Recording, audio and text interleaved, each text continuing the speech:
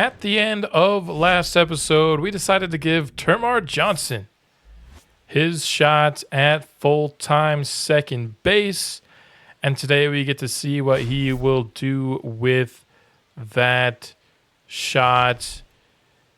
The lone B potential hitter that we inherited when we started this franchise is now the next up to get a chance at becoming a key contributor to the big league squad coming up next here in our newest episode of Pittsburgh Pirates franchise. And here he is, top of the second, 2 gone, and Joe Adell on first base. Going up against Tobias Myers here to start off the episode. Termarr Johnson, a first-round pick back in 2022 now, which is quite a decent ways away at this point in our franchise, playing the 2029 season. Termarr is somebody that I quite like his skill set. He's pretty well-rounded here, a lefty bat for our lineup. His defense is better than his hitting.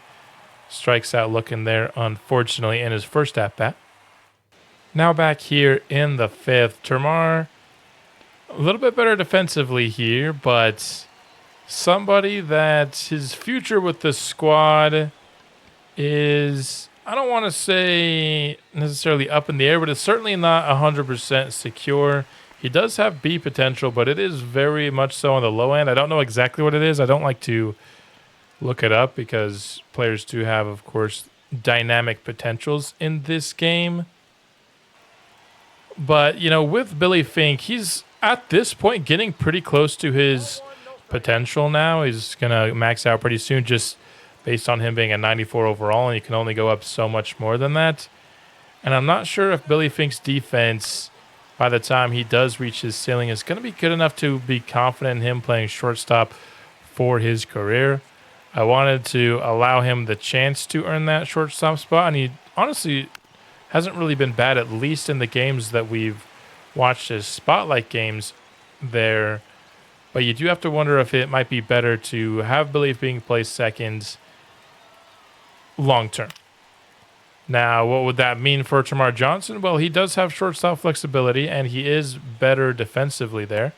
I can't say that he's a stud, as Pedro Ponce gets caught trying to steal a bag here.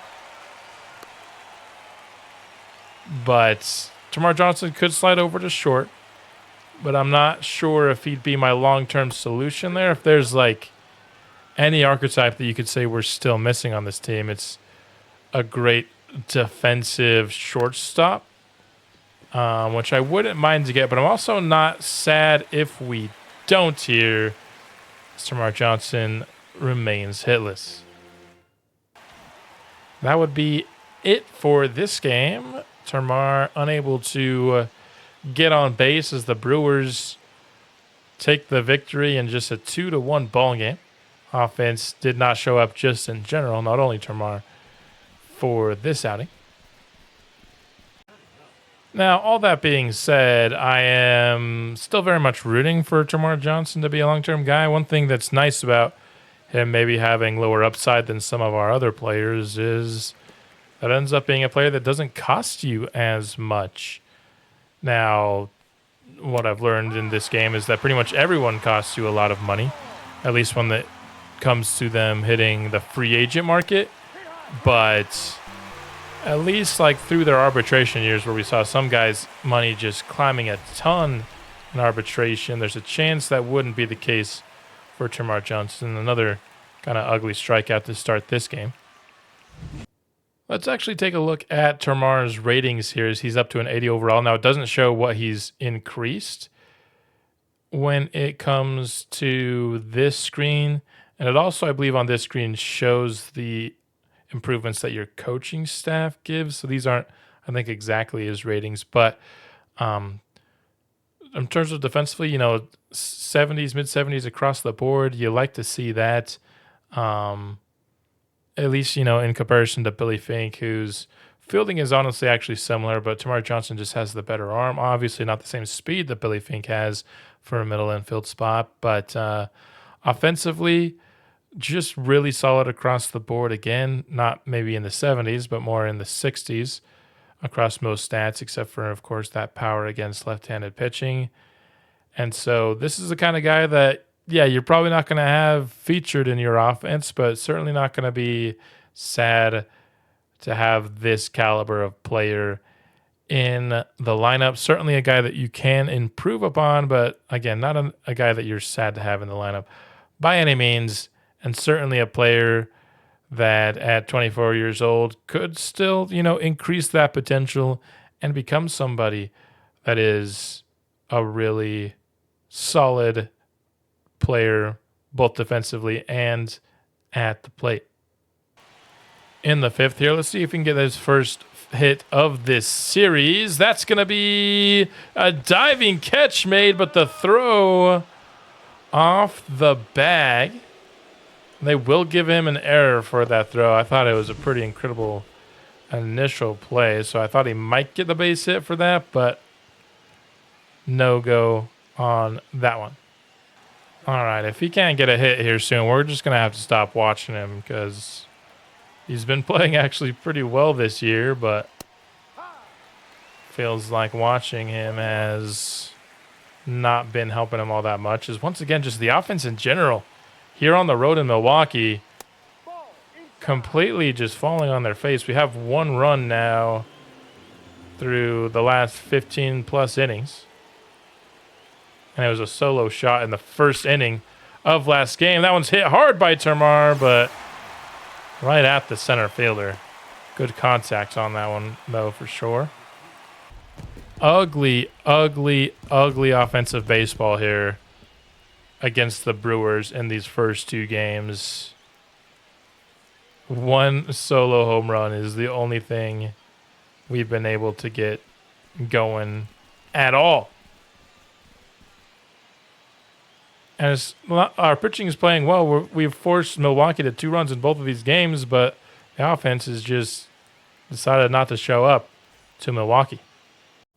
Let's hop into the 9th inning here of a 3-3 ball game. It looks like Termarr's on a rest game here, but the offense has a chance here to close out a very tight ball game. Taking a look at some of these ratings across the board, top 10 in all the categories shown here. It's a good time to be a Pirates fan right now. This team is quite talented. Triolo hitting in the 4 spot for some reason I'll never know. Why is he hitting in the power hitter spot? It's like one of the worst power hitters on our squad. These CPU lineups when there's substitutions are so janky. They make no sense at all. Bottom of the 9th here, 1 out, 1 on. Triolo behind 0-2. Fouls one off. Hopefully we don't get one of these at-bats. No matter how low you put the foul tendency in this game, you'll just have these at-bats to go like 11 pitches. Which I am not the biggest fan of, to be honest. Swinging through the curveball there for strike 3. Next up in the order is Victor Robles in today's lineup. It's going to be fun kind of revealing the lineup as it goes along, unless, of course, this ended up just being the last one. Robles with some really good clutch, though. That technically doesn't come into play here because Jazz is only on first. Could definitely see a steal attempt coming up for Jazz, though. That would make some sense. He's one of the best steal threats on our team, no doubt about it. Usually behind only Robles, in fact, for that category. This one's chopped. That's going to send this game to extras. Unable to advance Jazz at all in the 9th.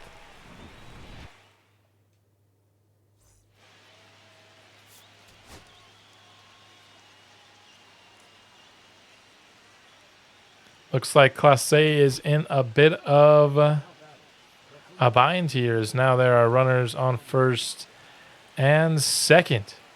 Clase has pitched well for us so far this year, and I really enjoy watching him pitch.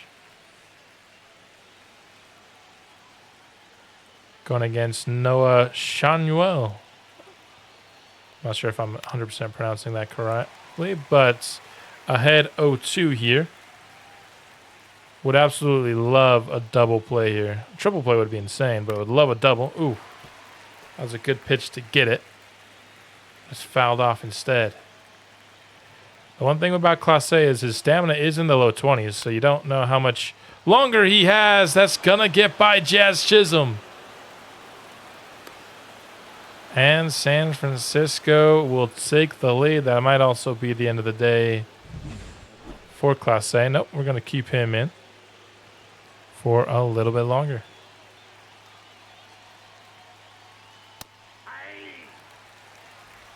Great cutter there to start this at bat, going up against Willie Adames. Nope, that's inside. Of course, as we are simulating the month of June in this episode, we'll be getting a final look at the draft class ahead of the draft, which will be in our next episode. And I'm excited for this draft class. I think it has some promise, for sure. After a really rough year of discovery last year, I think we had a pretty good bounce back here. A little bit of a sneak peek there. Don't want to give away too much. I want you to actually watch that part of the episode. There's a double play initiated by Termarr Johnson. First look at him actually playing second base defensively. Contorting his body for not the easiest of throws. I certainly couldn't make it, that's for sure.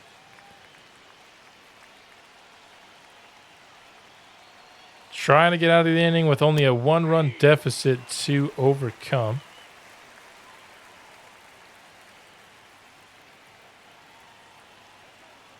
He's been getting ahead of these counts nicely here. That one's popped up.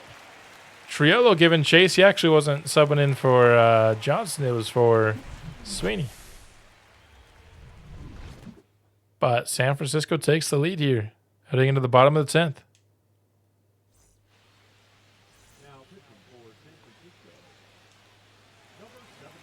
All right. We've got David Yan here up to the plate, trying to keep this game alive. In fact, has a chance to even end it if he can get some power off of Ryan Walker.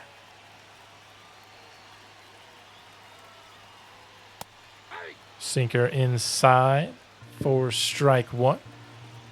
David Yan hitting about 250 on the season. Pretty similar to what he did last year.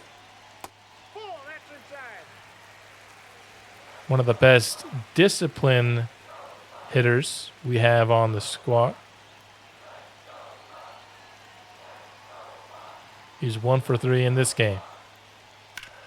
This is going to be handled over at first, but he gets the runner to advance, which is important here. Pedro Ponce now could tie this game up with a sacrifice. Hitting .368 so far since his promotion. Continues to hit well for us. Around that one for strike one.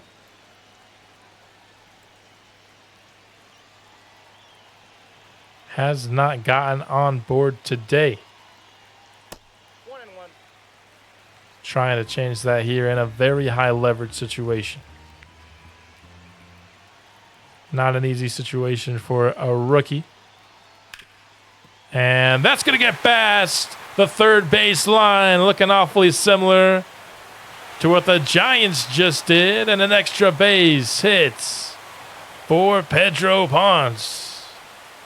Actually only his first double of his career, surprisingly enough. But a big time hit there almost got Victor Robles. That's going to bring up Adele.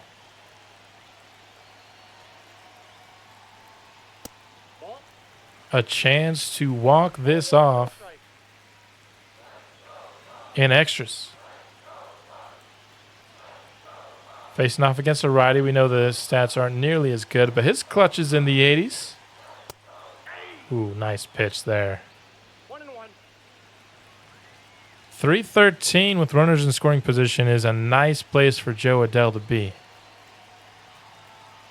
I don't mind that at all. This one low, and we are going to try to get to third, and he's got him. I just think that's unnecessary, man. I mean, yeah, there's still one out, so it gives the sacrifice. I changed my mind. That was actually a good move. I just was mad at it initially because, of course, we got out, and now the only way to walk it off for Joe Adele is through a homer, which he is certainly capable of, no doubt about it. He's ahead of this count, 3-1. Termarr on deck in the 9th spot for us.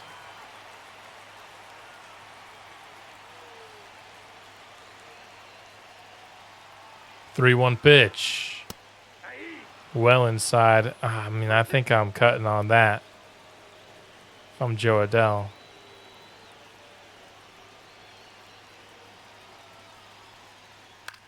This one's popped up. We're headed into another inning. I think I might just let this one sim out. I don't like watching these games that go like 13 innings, if I'm being honest.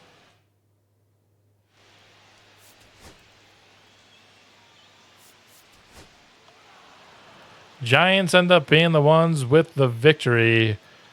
We're losing a lot of ball games here early in June. I'm not loving what I'm seeing here from the team to kick off the episode. Ooh, it turns out Jared Chiolo was not in for a rest game. Albert Sweeney will be out for the next 2 to 3 months. Oh, boy. Well, let's put him on the 68 injured list and see what we can do to accommodate all that. Looking at our options, one would be to promote Robert Eckert to play first base. His defense is really bad, even for first base, though.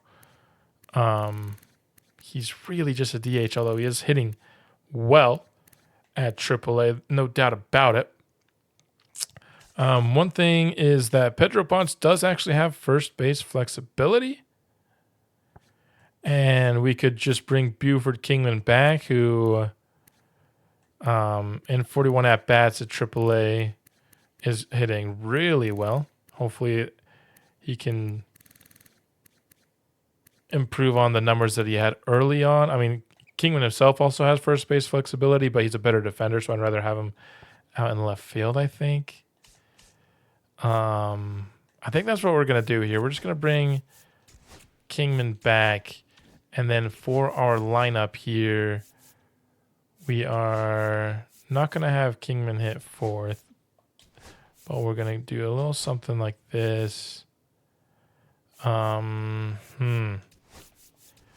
think we might go Reynolds now in the 4th spot. We'll promote Robles up to 2. Something like this will be the new lineup, and I'll do something similar here for the lineup against left-handed pitching. Kingman is better against lefties, though, so we might give him the 5 spot here. This is looking about right. Could I make a couple other changes? Probably, but I think this is about right here. All right, I want to give Class A a chance to redeem himself because, you know, last year closer was such a worry for us.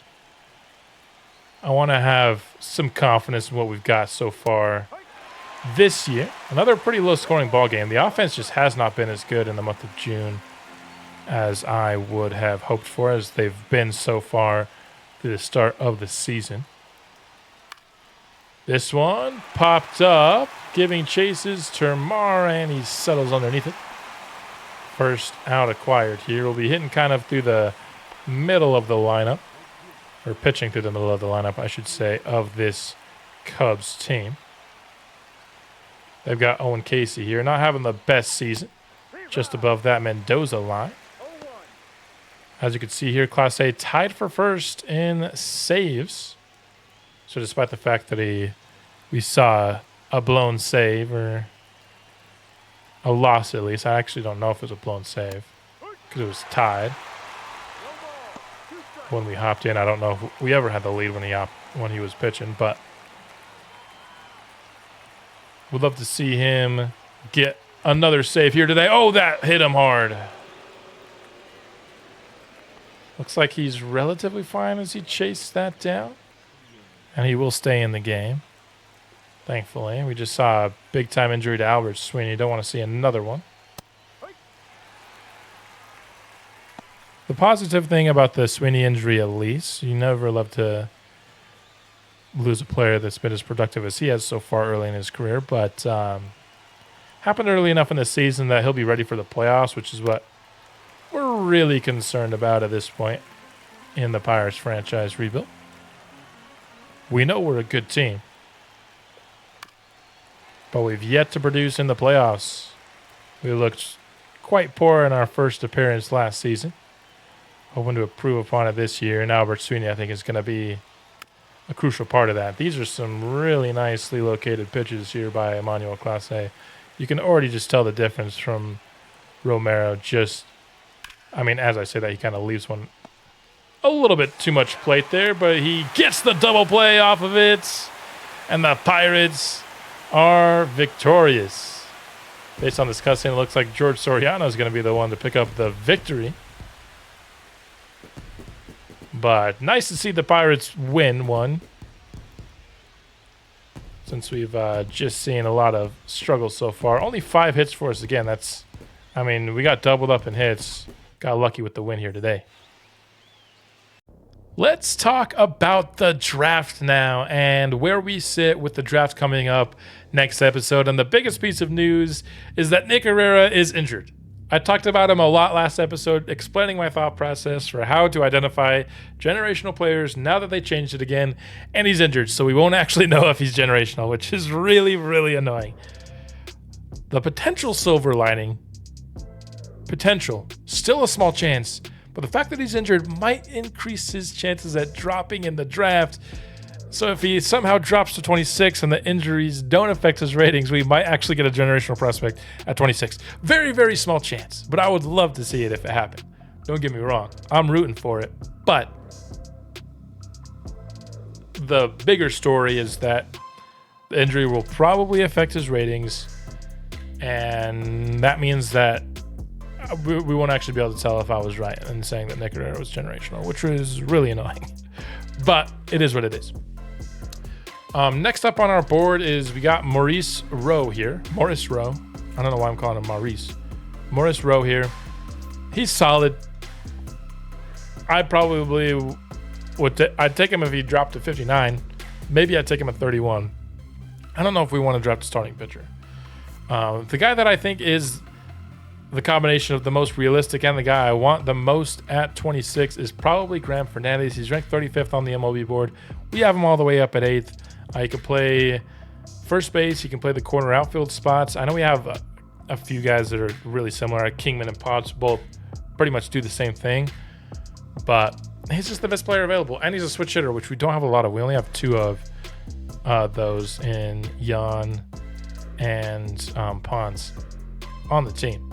So wouldn't mind getting another one. Jesus Manuel, probably a 68 target. Has a chance to have some really good potential, but not going to have a very high starting overall. The strength of this class is there are some really good relievers. I'll just talk about them now. Our best discovery pick was Sammy Guthrie this cycle. 88 to 93 potential, 73 to 78 overall. Awesome relief pitcher. Also, Doug Ramirez is all the way up to the 11th player on our draft board. Another lefty reliever. Our bullpen is just going to be all lefties at this point. But that looks really awesome. So I think those picks 31. So I'm not going to take a closer at 26, most likely. But the other top 100 picks that we have might just end up being bullpen arms. Now, over the last couple of years, our bullpen has gotten pretty strong. We've prioritized that position in trades, mostly because it hasn't taken an outside asset slot. We've prioritized that position in the draft recently, and now our bullpen looks really strong, but it could always look stronger. And this is going to be a good draft to do it. There's also John Mullen, who I quite like. It doesn't have very good control, unfortunately, but all these guys combine a really solid potential with pretty early MLB ETAs.